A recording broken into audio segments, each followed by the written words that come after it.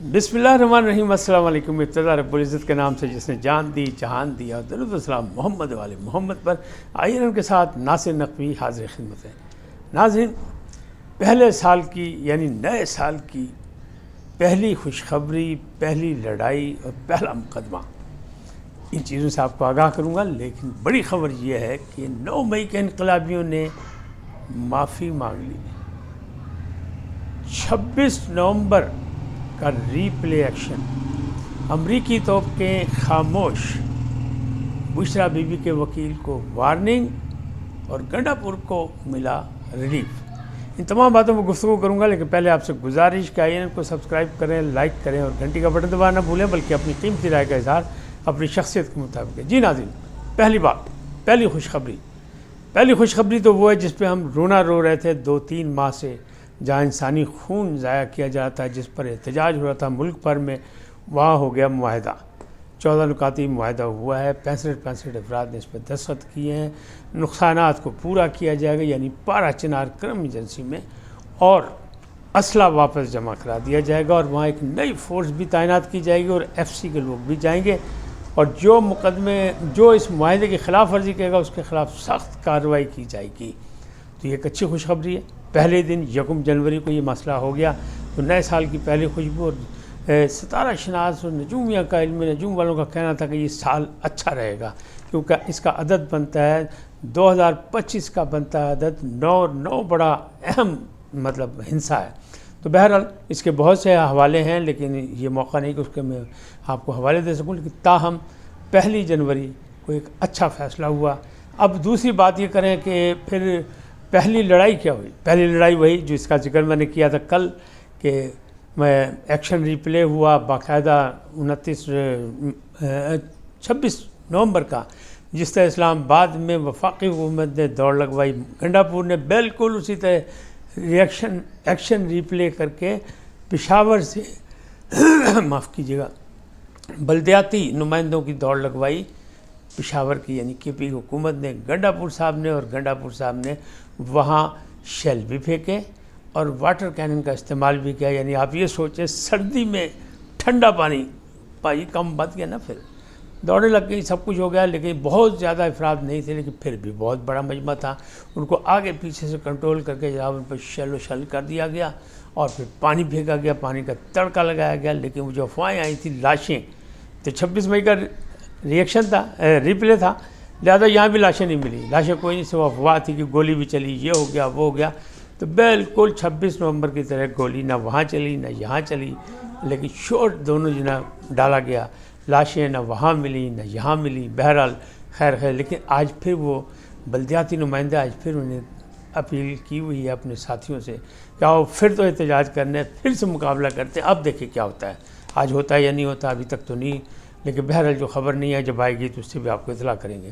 तो 26 नवंबर का रिएक्शन यानी रीप्ले जो है, वो गंडापुर साहब ने खुद करके दिखा दिया। जो कहते थे जुल्म हो गया, ज़्यादती हो गई, ऐसा नहीं होना चाहिए, गोली की इजाज़त किसने दी, गोली क्यों चलाई गई, गोली किसने चलाई, तो वो शेल क्यों मारे गए और लोगों को क्यों मारा गया, तो ये सारी चीज़ें वहाँ हैं।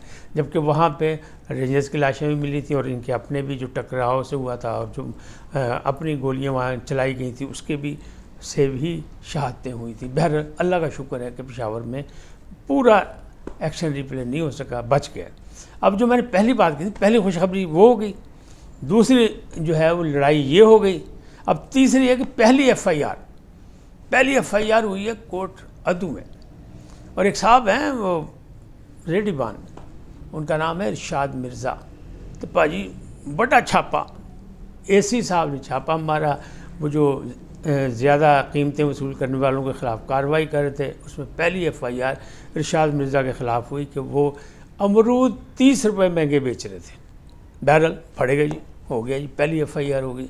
लेकिन आप ये तो देखें, उसी पहली FIR के दिन FIR के मौजूदगी में भी जो बाकी बड़े बंदे हैं, जो अशराफिया के लोग होते, क्या उनके ख़िलाफ़ भी ऐसा होता है?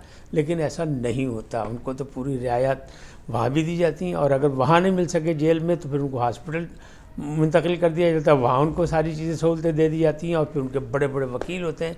लेकिन ये जो रेडी बांध था जिसने 30 रुपये फालतू में अमरूद बेचे और महंगाई का बायस बना, اس کو خلاف FIR درج کرا دی اسسٹنٹ کمشنر صاحب نے. تو یہ ہے وہ پہلا مقدمہ.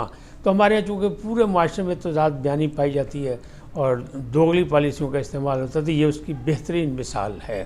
اچھا، امریکی توقعیں ہو گئی خاموش. تو میں نے آپ کو بتایا تھا رچرڈ گرنل جو ہیں ان کو ڈھونڈا جا رہا ہے کہ وہ ہیں کہاں، کیونکہ وہ تو خاموش ہوئے، لیکن ان کے علاوہ بھی بہت سے نکل آئے تھے. تو کہا یہ جا رہا ہے، کہنے والے یہ کہہ رہے ہیں کہ جناب یہ جو لابنگ فرم ہائر کی گئی تھی جن پہ بڑے ڈالر خرچ کیے گئے تھے، یہ ان کی وجہ سے یہ سب کچھ ہو رہا تھا. لیکن ہوا کیا، خاموش کیوں ہوئی ہے یہ؟ تو جناب جو ایک اہم انتظامی امور پہ فائز ہوئی ہے نا ٹرمپ کی طرف سے، یعنی جو نیا تبدیلی آ رہی ہے 20 جنوری کو انہیں حلف اٹھانا ہے، تو انہوں نے ایک لیٹر جاری کر دیا وائٹ ہاؤس سے کہ بھائی جس کی نامزدگی ہوئی ہے منہ خاموش رکھے، کوئی پالیسی جو ہے خارجہ پالیسی کے حوالے سے یا کسی ملک کے حوالے سے یا کسی اور شخصیت کے حوالے سے کوئی بیان نہ دے. کہ باجی اس طرح ہو گیا توپاں خاموش، ورنہ توپوں نے ادھم مچا رکھی تھی. ایسا لگ رہا تھا پتہ نہیں کیا ہو جائے گا. امریکہ خود بس ٹرمپ صاحب حلف اٹھاتے ہی خود وہاں سے طیارہ لیں گے اور یہاں آ جائیں گے اور باقی لوگ بھی آ جائیں گے اور خان اعظم خان عمران خان کو لے کے چلے جائیں گے، اور عمران کو جس کی حکومت امریکہ کی سازش سے گری تھی. بہرحال اس پہ دو رائے ہیں، جو بھی آپ کہیں اختلاف کریں اتفاق کریں، لیکن معاملات جو ہیں جو حقیقت ہے وہ میں آپ کو بتا رہا ہوں.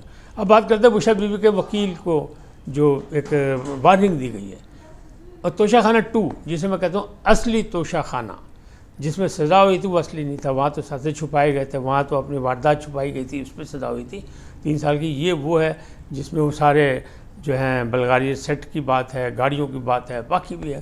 اس میں آج جرا کرنی تھی بشرا بی بی کے وکیل نے. مجھے 2 گواہ بعد میں پیش کیے گئے تھے.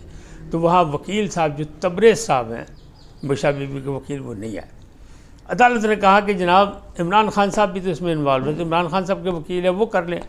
تو عمران خان کے وکیل نے انکار کر دیا کہ نہیں میں نہیں کر سکتا، جب تک وہ مکمل نہیں کریں گے جب تک میں نہیں کروں گا. لہٰذا اگلی سماعتیں کل چلی گئی. لیکن جج صاحب نے وارننگ دے دی کہ اگر ایسے ہی آپ نے کیا، تاخیری حربے استعمال کیا، رکاوٹیں کھڑی کرنے کی کوشش کی، تو پھر کوئی اور طریقہ جو قانونی ہے پھر قانون حرکت میں آئے گا، پھر وہ طریقہ استعمال کیا جائے گا آپ لوگوں کے خلاف. اس کے لیے بھی آپ تیار ہو جائیں. تو وارننگ انہوں نے دے دی. اب یہ سارے معاملات اس طرح چل رہے ہیں. تو یہ کیا ہوگا کیا نہیں ہوگا، لیکن آج جس وقت میں یہ ریکارڈنگ کر رہا ہوں، تھوڑی دیر بعد جو ہے وہ اسمبلی چیمبر میں اسپیکر سردار ایاز صادق کی کوششوں سے ہونے والے مذاکرات میں ہونے والے ہیں. PTI کے حساب سے دونوں ٹیمیں آئیں گی. عمران خان نے ان کو حکم دیا ہے کہ پوری ٹیم وہاں پہنچے اور اپنے مطالبات پیش کرے. حکومت نے کہا تھا چارٹر آف ڈیمانڈ پہلے جمع کرا دیں، وہ نہیں کرائی تھی. یہ اطلاع میں آپ کو دے چکا ہوں. لہٰذا اب چارٹر آف ڈیمانڈ سامنے آئیں گی، پھر پتہ لگے کہ ان کیمرہ ہوگی میٹنگ. لہٰذا ہو سکتا ہے بہت سی چیزیں باہر نہ آئیں، بعد میں آئیں. لیکن کہنے والے ذرائع یہ کہہ رہے ہیں کہ جو 4 بڑے ان کے مطالبات تھے ان میں سے 2 انہوں نے خود بیک فٹ کھیل لیا. عمران خان صاحب نے 2 پر زور دیا ہے. 2 پہ زور جس پہ ہے وہ ہے یہ جو تمام سیاسی قیدیوں کی رہائی. تو ایک طرف سیاسی قیدی ہیں، ایک طرف وہ ہیں حملہ آور قیدی. تو اب سیاسی قیدیوں کو کس کو کہا جائے گا کہ یہ سیاسی ہیں یا یہ شر پسند ہیں یا یہ فسادی ہیں؟ تو ایک تو یہ سوال ہوگا، اس پہ بحث کرے گی حکومت. لازمی بات ہے وہ اپنے دلائل دیں گے، اپنی مثالیں دیں گے، تجزیہ دیں گے، وہاں پہ اجلاس کے اندر ساری باتیں کریں گے، اپنی دلیلیں دیں گے، ظاہر ہے. دوسری طرف حکومت کہے گی نہیں جی اس میں تو سزائیں ہو رہی ہیں، کچھ کو ہو گئی ہیں کچھ کو نہیں ہوئی ہیں. جن کو ہو گئی ہیں اس کا ہم کیا کریں اور کیسے آپ اس کو کر سکتے ہیں، سب کو کیسے رہا کیا جائے. لیکن میں نے آپ کو پہلے بھی کہا تھا کہ کچھ رعایت رہائی کی مل سکتی ہے ان مذاکرات میں. تو اس سے پہلے یہ رعایت ان کو مل گئی. کیسے مل گئی؟ وہ جو میں نے پہلے خبر کہا ہے نا کہ 9 مئی کے انقلابی جو ہیں انہیں معافی مانگ لی. تو جناب اطلاع یہ تھی کہ 67 افراد نے، جن کو یہ جو ابھی سزا ہوئی تھی نا، 60 کو اب ہوئی تھی، اس سے پہلے بھی ہوئی تھی، 25 کو پہلے ہوئی تھی. تو یہ دوسرے مرحلے میں، پہلا مرحلہ وہ تھا جو 20 لوگوں کو رہا کیا گیا تھا. اب دوسرے مرحلے میں پھر اپیل گئی ہے. اس میں 67 لوگوں کی اپیل منظور ہو گئی اور باقی بچے ہیں جو وہ 19 ان کو بھی زیر غور لایا جائے گا. سپہ سالار نے ان کی اپیل منظور کر لی اور ان کو بھی اب رہا کر دیا گیا. 67 مزید رہا ہو جائیں گے. کون ہیں یہ؟ وہ ہیں جن کو 2-2 سال سزا ہوئی تھی، جو 1.5 سال گزار چکے ہیں. ان کو رعایت دے کر ریلیف دیا جا رہا ہے کہ نہیں ہم کسی کے دشمن نہیں ہیں، جس کا جتنا جرم ہوتی ہے اسے سزا، اگر اس نے اصل سزا کاٹ لی، زیادہ سزا کاٹ لی تو اس کو چھوڑ دیا، سپہ سالار نے رعایت دی، تو اس پر پورے ملک میں جو ہے خوشی کا اظہار کیا جائے کہ ہاں یہ اچھا رویہ ہے، بہرحال ہونا بھی چاہیے، کیونکہ سپہ سالار بھی ہمارے، فوج بھی ہماری، ملک بھی ہمارا، تنصیبات بھی ہماری، نقصان تو پہنچا ہے، تو لگتا یہ ہے کہ بڑے لوگوں کو سزائیں معاف نہیں ہوں گی، اس کی گنجائش نہیں ہے۔ جو اہم ہیں جس میں فیض حمید صاحب ہیں، وہ دواخانہ فیض حمید چلاتے تھے، ان کی ادویات سے جو لوگوں نے فائدہ اٹھایا وہ نہیں۔ لیکن ایک اسلام آباد کے جرنلسٹ ہیں صدیق ساجد صاحب، انہوں نے یہ خبر دی ہے کہ جناب، میں نے کل کہا تھا نا کہ اشتیاق صاحب سے پوچھا گیا تھا، میاں علی اشتیاق صاحب سے، کہ کیا وہ سلطانی گواہ بن سکتے ہیں، تو یہ جو ہے خبر جو ہے، اس خبر میں کہا جا رہا ہے کہ وہ بن سکتے ہیں فیض حمید صاحب، ان کی طبیعت خراب ہے، ان کے حالات خراب ہیں، تو وہ بن سکتے ہیں، اور ان سارا الزامات جو ہیں وہ بانی پی ٹی آئی پہ ڈال دیے ہیں کہ سب کچھ پاجی میں تو کچھ بھی نہیں، انہوں نے کیتا سب کچھ، سارا کیتا ہی انہوں نے، میں انہیں سامنے جا کے کہہ سکتا، تاڑے سامنے کے لوگوں کہہ سکنا۔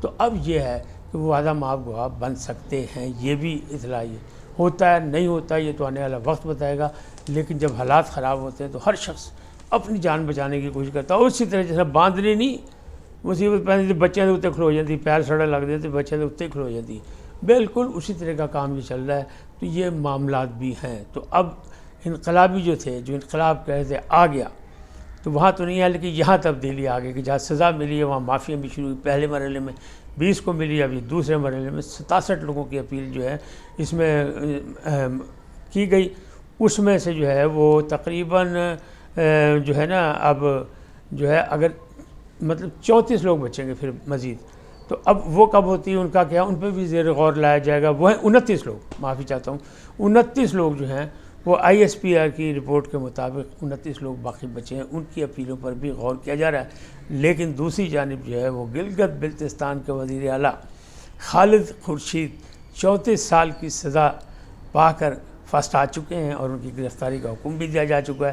اس سے یہ لگتا ہے کہ جو بڑے لیول کے ایک کیٹیگری کے لوگ ہیں، یا وی وی آئی پی جو تھے، یعنی ان میں فسادی، ان کی سزا میں کمی تو ہو سکتی ہے، معافی نہیں ہوگی، لیکن جب یہ مطالبات ہی دو رکھے جائیں گے مذاکرات میں کہ ان کی رہائی کی جائے، اور دوسری جانب یہ ہے کہ وہ جوڈیشل انکوائری، تو میں نے آپ کو پہلے عرض کی تھی، بہت پہلے کہا تھا کہ جو یہ ہے اپنا کیا کہتے ہیں 26 نومبر والی، اس کی جوڈیشل انکوائری تو حکومت کرا سکتی ہے، لیکن 9 مئی کی نہیں کرائے گی، کیونکہ اس میں سزاؤں کا سلسلہ شروع ہو گیا، وہ انڈر ٹرائل ہیں، انسداد دہشت گردی میں لوگ سامنا کر رہے ہیں، لہذا شاید اس کی نہ ہو سکے۔ لیکن پس پردہ جو مذاکرات ہو رہے ہیں اس میں ایک بات بڑے زور شور سے اسلام آباد کی فضا چغلی کھا رہی ہے کہ جناب ہاؤس اریسٹ کا بھی مسئلہ حل ہو سکتا ہے، کہ نظر ثانی کی حکومت بھی کرے اور خان اعظم بھی کریں، اور رعایت ان کو مل جائے کہ پاجی بنی گالہ چلے جاؤ، پشاور چلے جاؤ یا زمان پاک چلے جاؤ، لیکن رہو گے تم انڈر اریسٹ،